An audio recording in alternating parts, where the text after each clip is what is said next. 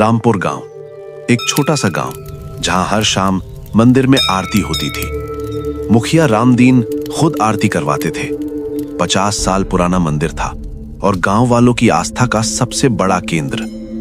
मेरा नाम आर्यन है।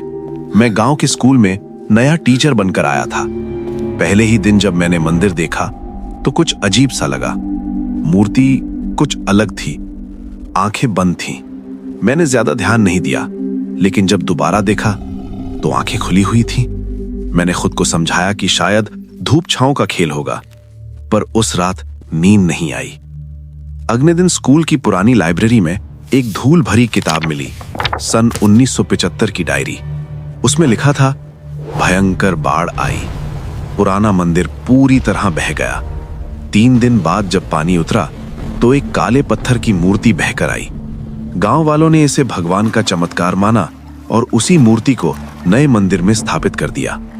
मेरे हाथ कांपने लगे। अगर मूर्ति बाढ़ में बहकर आई थी तो वो असल में थी कहां की, किस मंदिर की और किस देवता की? मैं सीधे मुखिया रामदीन के पास गया। मैंने पूछा, मुखिया जी, ये मूर्ति 50 साल पहले बाढ़ में आई थी ना?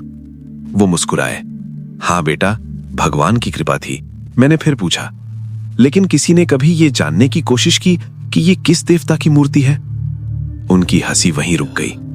पहली बार उनकी आंखों में डर दिखा। उसी रात गांव के बूढ़े तांत्रिक बाबा को बुलाया गया। वो मंदिर में आए, मूर्ति के सामने खड़े हुए। काफी देर तक कुछ बोले नहीं, फिर अचानक उनका चेहरा सफेद पड़ गया। उन्होंने कहा, ये भगवान की मूर्ति नहीं है। मुखिया के पैरों तले जमीन खिसक गई। तांत्रिक बाबा बोले, ये क्षेत्रपाल है, शमशान का रखवाला। इसकी पूजा नहीं की जाती, इसे मंत्रों से बांध कर रखा जाता है। उन्होंने मंदिर की तरफ देखा और कहा, और आप लोग 50 साल से इसे भक्ति दे रहे हैं, ताकत दे रहे हैं, अपने बच्चों से, अपनी मन्नतों से। तभी मुझे सब समझ आने लगा।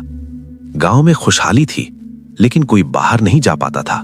फसलें अच्छी होती थीं, लेकिन बीमारियां कभी खत्म नहीं होती थीं। बच्चे पैदा होते थे, लेकिन जवान होते होते गायब हो जाते थे। ये खुशहाली नहीं थी, ये एक जाल था। तांत्रिक बाबा बोले, हमें आज ही इसे शांत करना होगा, वरना। अचानक मंदिर के दरवाजे अपने आप बंद हो गए। दीपक एक एक करके बुझने लगे, ठंडी हवा चलने लगी, और फिर मूर्ति की आंखें खुल गईं। एक भारी गूंजती हुई आवाज मंदिर में फैल गई, 50 साल तुमने मुझे खिलाया, अपनी भक्ति से, अपने डर से, अपने बच्चों से। अब मैं इतना शक्तिशाली हूं कि कोई मुझे बांध नहीं सकता। ये गांव अब मेरा है। तांत्रिक बाबा मंत्र पढ़ने लगे। उनके माथे से खून बहने लगा। उन्होंने चिल्लाकर कहा, भागो, मैं इसे थोड़ी देर रोकूंगा, गांव वालों को बचाओ। मैं कुछ कह पाता उससे पहले मुखिया ने मेरा हाथ पकड़ा और मुझे बाहर खींच लिया।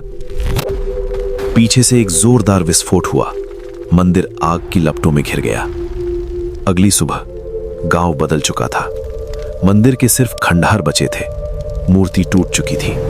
तांत्रिक बाबा नहीं रहे, लेकिन गांव में एक अजीब सी शांति थी, जैसे 50 साल बाद किसी ने खुलकर सांस ली हो। मैंने गांव छोड़ने का फैसला किया। जाते वक्त मुखिया ने कहा, माफ कर दीजिए मास्टर साहब, हमें नहीं पता था, अनजाने में हमने क्या कर दिया। मैं गाड़ी में बैठा, आखिरी बार गांव की तरफ देखा, और तभी शीशे में मंदिर के खंडहरों के बीच एक परछाई खड़ी दिखी। वो मुस्कुरा रही थी। मेरे रोंगटे खड़े हो गए, क्योंकि कुछ चीजें मरती नहीं, बस सो जाती हैं।